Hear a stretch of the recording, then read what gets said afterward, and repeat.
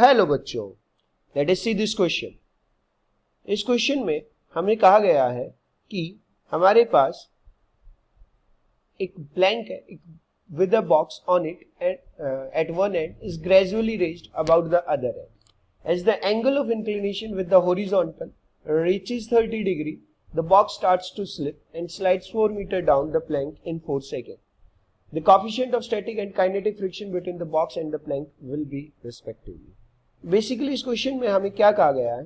इस क्वेश्चन में कहा गया है कि हमारे पास एक प्लैंक है, ठीक है, उसके ऊपर हमने एक बॉक्स को रखा था, that was the box placed here. इस एंड को फिक्स करके हमने फिर इस प्लैंक को जो है रेज किया एक पर्टिकुलर एंगल थीटा से।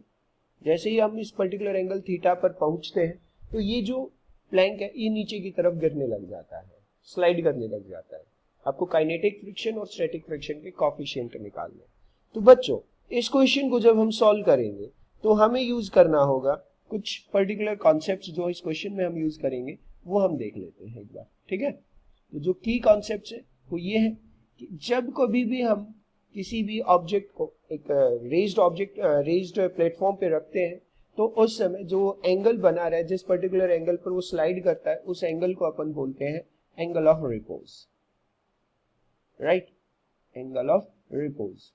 तो हम एंगल ऑफ रिपोज का कॉन्सेप्ट यूज करेंगे और एंगल ऑफ रिपोज के लिए हम जानते हैं कि जो एंगल ऑफ रिपोज का जो tan होता है, tan theta, that is equals to static friction coefficient.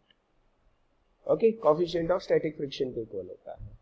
दूसरी चीज, हम इस क्वेश्चन को सॉल्व करेंगे तब हमें यूज करनी पड़ेगी कुछ एफबीडी की, इक्विलिब्रियम की कंडीशंस, कि किसी भी ऑब्जेक्ट के ऊपर लगने वाली जो नेट फोर्स होती है वो मास इनटू एक्सीलरेशन के इक्वल होती है, ठीक है। तो सबसे पहले हम देखते हैं कि इस क्वेश्चन में क्या कहा गया है कि जब तक ब्लॉक जो है वो 30 डिग्री का एंगल नहीं बनाता, angle of inclination with the horizontal reaches 30 degree, box starts to slip. Okay, तो 30 डिग्री पे आके ये ब्लॉक जो है नीचे की तरफ स्लिप होना स्टार्ट हुआ है, क्लियर। तो जो हमारा कोएफिशिएंट ऑफ स्टैटिक फ्रिक्शन होगा that will be equals to tan 30 degree.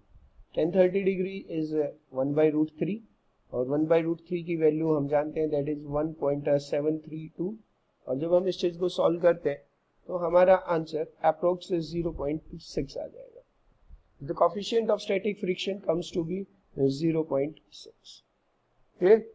अब हम आते हैं ब्लॉक इस क्वेश्चन के सेकंड पार्ट पर, कोएफिशिएंट ऑफ काइनेटिक फ्रिक्शन। अब हमें इस कोएफिशिएंट ऑफ काइनेटिक फ्रिक्शन के लिए कहा गया है कि ये जो ब्लॉक है ये 4 मीटर का जो डिस्टेंस है, दिस इज 4 मीटर डिस्टेंस, और ये 4 सेकंड में कवर कर रहा है।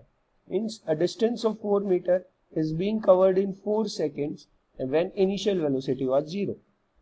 सेकंड इक्वेशन ऑफ मोशन का यूज करते हैं जो कि कहती है s is equals to ut plus half at square, right. हम इस इक्वेशन का यूज करके इस क्वेश्चन को सॉल्व करते हैं। s is 4, u is 0, 0 multiplied by something is 0, half acceleration हमें नहीं पता है, t की वैल्यू 4 सेकंड दी हुई है तो 4 का स्क्वायर हो गया 16, 2 8 का, तो a की value implies 4 is equals to 8 आया।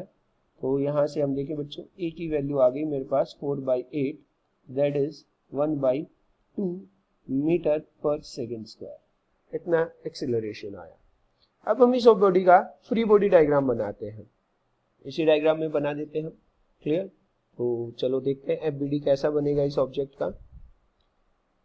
इस ऑब्जेक्ट का वेट वर्टिकल डाउनवर्ड डायरेक्शन में, इस डायरेक्शन में आएगा हमारे पास mg cos थीटा, राइट। इस डायरेक्शन में नॉर्मल रिएक्शन, ये एंगल थीटा रहता है, that component will be mg sin theta. इस डायरेक्शन में हमारे पास इसके ऊपर frictional force, kinetic friction act करेगा, क्लियर। और उसके बावजूद ये सिस्टम इधर एक्सीलरेट हो रहा है। तो एफबीडी से मैं क्या कह सकता हूं बच्चों, आई कैन से दैट, एक इक्वेशन लिख सकते हैं अपन यहाँ पे। इक्वेशन क्या बनेगी, mg sin theta minus frictional force, kinetic friction, is equals to ma।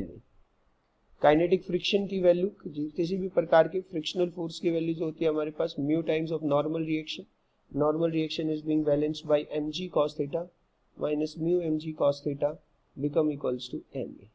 हम m को कॉमन लेके काट सकते हैं यहाँ से, तो यहाँ से जो मेरा म्यू की वैल्यू निकालूंगा मैं, म्यू k की वैल्यू देखिए क्या होगी, g sin theta minus a is equals to mu k g cos theta, that is g sin theta minus a upon g cos theta is equals to mu k.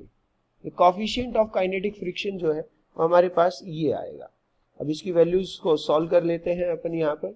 The value of g is 10, value of sine theta की value हमें 30 degree दे रखी है, तो sign 30 की value हो गई है half, minus acceleration अपना आया था half upon g cos theta, g is 10 and cos 30 की वैल्यू होती है √3/2. ये अपना म्यू के आएगा. चलो इसको सॉल्व करते हैं. 2 5 10, 5 माइनस हाफ इज 9/2 अपॉन 2 5 5√3. इस √2 को नीचे ले आते हैं तो म्यू के बन जाता है अपना 9/10√3. √3 की वही वैल्यू हमारे पास, it is 1.732, so that becomes 9/17.32. Approx देखें तो अपन 0.5 से चला जाएगा क्योंकि 17.5 से 85 होता है, तो that becomes the value of mu k and the coefficient of static friction was 0.6.